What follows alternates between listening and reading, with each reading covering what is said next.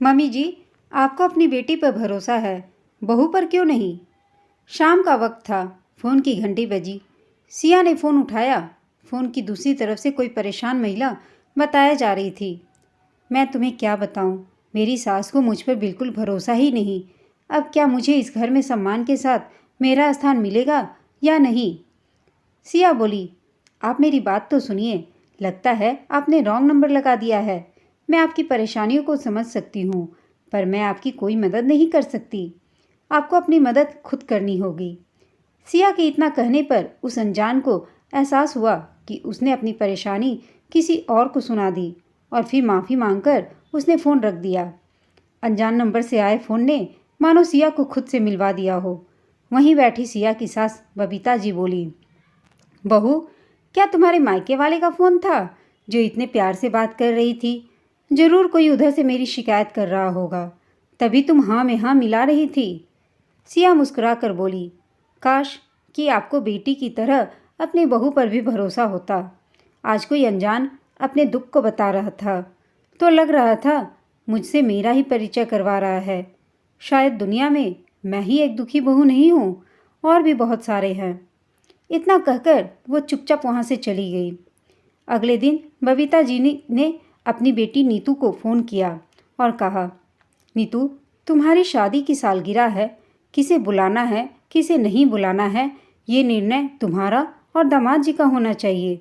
मुझे समझ में नहीं आता कि तुम्हारे घर में किसी का जन्मदिन हो या पर्व त्योहार, हर चीज़ में तुम्हारी सास क्यों आगे बढ़कर चढ़कर न्योता देती है, जबकि एक ढेले का काम नहीं करती। सब कुछ तुमसे करवाती है और न्योता देने के समय खुद आगे बढ़ जाती है। बड़ी चालाक है तुम्हारी सास। नीतू बोली, अब क्या बताऊँ माँ, सच कहते हैं लोग, जो बेटी मायके में रानी बनकर रहती है और वही बेटी ससुराल आकर पानी भरती है। इतना करने के बाद भी खुश रहे तब ना। हर काम में नुक्स निकालती हैं, ऊपर से मेरी शिकायत मेरे ही पति से करती हैं। बता रही हूँ, इनके साथ रहना तो बहुत मुश्किल है मेरा। तभी कमरे में सिया आई और बोली, मम्मी जी, आपकी चाय बन गई है। बबीता जी ने कहा। फ़ोन को हाथों से दबाया और बोली, ठीक है, हॉल में टेबल पर रखो, मैं वहीं आ रही हूँ। सिया समझ गई कि वो नहीं चाहती कि माँ बेटी की बात बहू सुने, तो वो भी चुपचाप वहाँ से चली गई। बबीता जी ने बेटी से बोली, 4 बार बोलने के बाद चाय लाई है। चलो, मैं चाय पीने जाती हूँ। तुम भी थोड़ा कड़क बनो और दामाद जी को अपनी तरफ करो। कब तक अच्छी बहू बनकर रहोगी? इतना कहकर बबीता जी ने फ़ोन रख दिया और बाहर आकर चाय की एक घूंट लेकर अपने पति अशोक बाबू को बोली, सच कहते हैं लोग, लड़की अच्छी हो तो उसे अच्छी सास नहीं मिलती, और मेरी जैसी अच्छी सास हो तो उसे अच्छी बहू नहीं मिलती। अब इंसान करे तो क्या करे? किसी के चेहरे पर लिखा तो होता नहीं कि वो अच्छी बहू होगी या अच्छी सास होगी। अशोक बाबू कुछ समझ नहीं पाए और वह बोले, भाग्यवान, औरतों की लीला औरतें ही जाने, हम बेचारे तो मूक दर्शक की भांति होते हैं। तभी सिया अपने ससुर जी के लिए भी चाय लेकर आई और बोली, पापा जी, ये लीजिए आपकी इलायची वाली चाय। अशोक बाबू बोले, जीती रहो बहू, ईश्वर सबको तुम जैसी बहू दे। बबीता जी तिरछी नज़र से अशोक बाबू को देखने लगी और बबीता जी बोली, सालों लग गए, आज जाकर बहू को पता चला कि किसको कौन सी चाय चाहिए, वरना हर दूसरे दिन याद दिलाना पड़ता था। शादी के 2-3 साल बाद ही पूरे घर की जिम्मेदारी मैंने इसे सौंप दी थी।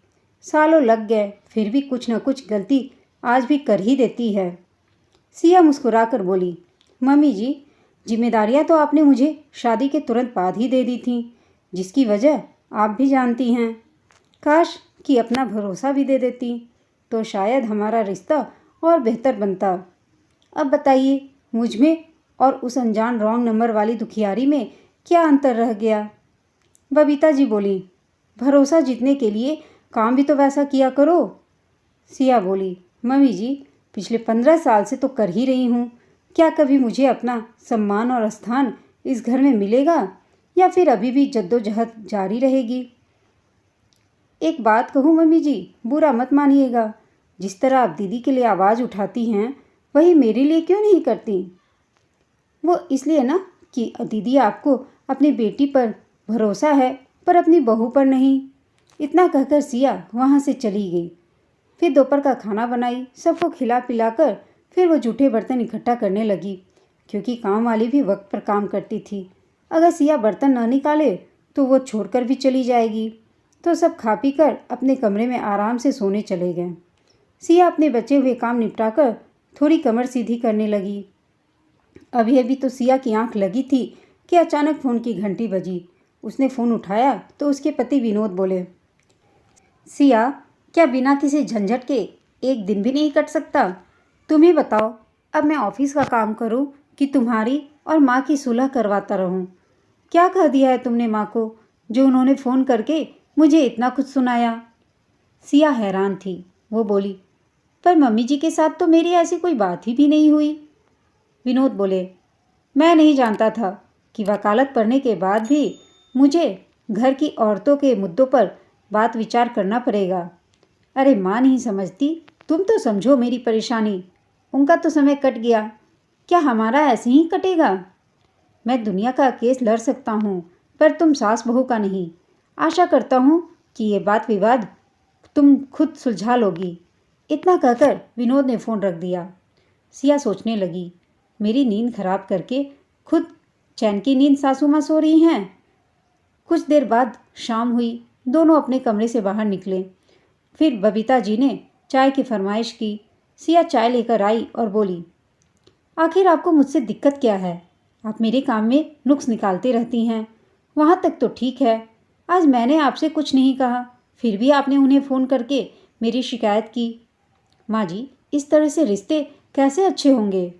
अब मैं कोई नई बहू नहीं हूँ।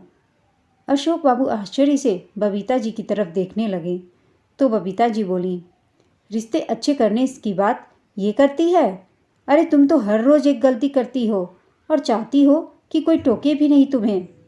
सिया हंसकर बोली, मुझे मालूम न था कि मेरी शादी के बाद मुझे सास नहीं एक मास्टरनी मिलेगी जो हर रोज़ मेरी क्लास लेंगी। बोलते हुए वो अपने कमरे में चली गई। शाम में जब विनोद आए तो बबीता जी बोली, मैं तुम्हारी पत्नी को इतने सालों से सुधारते सुधारते तंग आ गई हूँ। सभी सगे संबंधी कहते हैं कि जिसकी सास इतनी समझदार हो उसकी बहू ऐसे कैसे हो सकती है। कहती हैं मैंने उस पर जिम्मेदारियों का बोझ डाल दिया है। विनोद बोले, मुझे इन सब झमेलों से दूर रखो माँ। अब जो कुछ है आपस में दोनों निपट लीजिए। इतना बोलकर विनोद कमरे में चले गए। सिया कोई भी काम करती थी तो बबीता जी बिना टोके उसका एक काम होने नहीं देती थी। हर चीज़ में नुक्स निकालना उनकी एक आदत सी हो गई थी। अब बच्चे भी बड़े हो गए थे तो हर बात पर टोका टाकी सिया को बुरी लगती थी। अगले दिन विनोद के घर से जाते ही बबीता जी फिर से शुरू हो गई। एक रोज़ सिया अचार बना रही थी और फ़ोन पर अपनी बहन से बात कर रही थी। बबीता जी वहाँ आई और बोली, फिर से उसी रॉन्ग नंबर वाली सखी से बात कर रही हो क्या? इतना कहकर उन्होंने उसके हाथ से सारा सामान ले लिया और बोली, तुम्हें तो कुछ आता ही नहीं, इसे ऐसे नहीं इस तरह से किया जाता है। और सारा कुछ करके रख दिया। फिर खुद की तारीफ़ करने लगी। सिया फ़ोन रखी और बोली, मुझे तो लगता है जब मैं सास बन जाऊंगी तब तक आप मुझे सिखाती ही रहेंगी। कभी तो भरोसा करके देखिए, लड़ाई लड़ने से पहले ही आप मेरे हथियार मुझसे ले लेती हैं और फिर पूछती हैं कि जीत कर आई हो या हार के। ये तो नाइंसाफ़ी है ना माँ जी। पास में बैठे अशोक बाबू हंसने लगे तो बबीता जी ने आंखें दिखाई। सिया बोली, मम्मी जी, आपको दीदी पर कितना भरोसा है कि वो अपने ससुराल की जिम्मेदारियों को बखूबी निभा लेगी। मुझे तो लगता है कि उनकी सास उन पर पूरा भरोसा रखती हैं, तभी सब कुछ उन पर छोड़ देती हैं। पर आप हैं कि जिम्मेदारी तो मुझे दे देती हैं, पर बेटी जैसा भरोसा नहीं दे पाती। वक्त ऐसे ही बीतने लगा। दोनों की नोक झोंक में रोज़ समय कट जाता था। अशोक बाबू दर्शक की तरह देखते और ज़रूरत के हिसाब से अपनी पार्टी बदलते रहते। एक रोज़ विनोद घर में थे। बबीता जी फिर से शुरू हो गई। विनोद कभी भी माँ को जवाब नहीं देते थे, पर उस दिन वो अपनी माँ से बोले, माँ, शुरू शुरू में आप उसे टोकती थीं, समझाती थीं तो ठीक था, अब ये भी तो देखो कि उसकी उम्र कितनी हो गई है। अरे बच्चे उसके शादी के लायक हो गए हैं और आज भी आप उस सबके सामने उसे टोकती रहती हैं। आखिर ये कब तक चलेगा? अब जिम्मेदारियां दी हैं तो भरोसा भी रखिए उस पर। आखिर वो भी कितना इंतज़ार करेगी? अशोक बाबू पत्नी से बोले, बाकी का जीवन सुख से जीना चाहती हो तो इसी लड़ाई झगड़े में बिताना चाहती हो, ये अब तुम्हें तय करना है। क्योंकि जब इन सब परेशानियों से बेटे बहू अलग होने लगेंगे तो मैं भी तुम्हारा साथ नहीं दे पाऊंगा। तुम्हारी बहू है जो तुम्हारा कहना सुनकर भी आज तक इस घर में टिकी हुई है। मैं तो कहता हूँ कि तुम्हारी बेटी भी इतना बर्दाश्त नहीं कर पाएगी। इतना बोलकर अशोक बाबू भी अपने काम में लग गए। अब तो घर में जब भी फ़ोन की घंटी बजती और अगर सिया फ़ोन उठाती तो बबीता जी उसकी तरफ देखती। सिया मुस्कुराकर बोलती, मम्मी जी गलती से बेचारी का उस दिन फ़ोन लग गया होगा। उसने अपनी परेशानी क्या साझा कर ली? आप तो मुझ पर शंका की दृष्टि से ही देखने लगी हैं। भरोसा रखिए, अब मेरी उम्र नहीं रही नैन मटक्का करने की। इतना कहकर मुस्कुराकर सिया उनकी हर बात को टाल देती थी। एक रोज़ नीतू के घर से उसकी सास का फ़ोन आया और उन्होंने बबीता जी को खूब खरी खोटी सुनाई और बोली, मैं अपनी बहू को अपने तरीके से संभाल लूँगी। आप कृपा करके अपनी सलाह उसे बार बार ना दे। मुझे भरोसा है ये आज न कल सब कुछ सीख लेगी, परंतु आपके कहे हुए शब्दों के कारण ये मुझ पर भरोसा नहीं रख पाती। आप बार बार उसे भड़काते रहती हैं। आशा करूँगी आगे से आप ऐसा नहीं करेंगी। सिया ने आगे बढ़कर अपनी सासू माँ से फ़ोन छीन लिया और नीतू की सासू माँ से माफ़ी मांगी और सारी बातें उसने अपने ऊपर ले ली। सिया ने कहा कि नीतू को उसने सिखाया था। यह देखकर बबीता जी बहुत हैरान हो गई। कुछ दिन बबीता जी बहुत खामोश रहीं।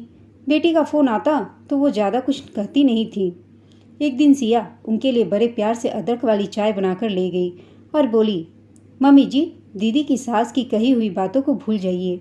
आप भरोसा रखिए, जब उनकी सास को उन पर भरोसा है तो दीदी के साथ कभी कुछ गलत नहीं होगा। बबीता जी बोली, बहू मुझे उसके लिए बुरा नहीं लग रहा है, मुझे तुम्हारे लिए लग रहा है। मैंने कभी तुम पर भरोसा नहीं किया, परंतु उस रोज़ तुमने मेरी गलती के लिए उनसे माफ़ी मांगी और सारा कुछ खुद पर ले लिया। मैं खुद को बहुत छोटा महसूस कर रही हूँ। सच कहते हैं तुम्हारे ससुर जी, तुमने तो अपनी जिम्मेदारियाँ निभाई, शायद मैं ही भरोसा नहीं दिखा पाई। सिया मुस्कुराकर बोली, मम्मी जी इसका मतलब अब आप मुझ पर भरोसा करती हैं, ये जानकर मैं बहुत खुश हूँ। चलिए एक नई जिंदगी की शुरुआत करते हैं। हमेशा आपका बेटा कहता रहता है कि हम दोनों लड़ते रहते हैं। अब मैं उन्हें दिखाऊंगी कि सास बहू भी माँ बेटी जैसा रिश्ता बना सकती हैं। इतना कहते ही बबीता जी ने सिया को गले से लगा लिया और सिया ने भी बीते सालों की बातों को भुला दिया, क्योंकि अगर आगे का जीवन सुख में बनाना है तो बीती बातों को एक किनारे रखना ही होगा। अंत भला तो सब भला। हर सास बहू का रिश्ता खराब नहीं होता, पर हर घर में छोटी मोटी बातें तो होती ही रहती हैं। जब माँ बेटी में हो सकती है तो सास बहू में क्यों नहीं? बस रिश्ते की बुनियाद भरोसे पर रखनी चाहिए, तो आज ना कल बिगड़ता हुआ रिश्ता भी बन सकता है। दोस्तों, यह कहानी आपको कैसी लगी हमें कमेंट करके अवश्य बताइएगा। साथ ही कहानी अच्छी लगी हो तो इसे लाइक, शेयर और चैनल को सब्सक्राइब अवश्य कर दीजिएगा। कहानी सुनने के लिए आप सबका धन्यवाद।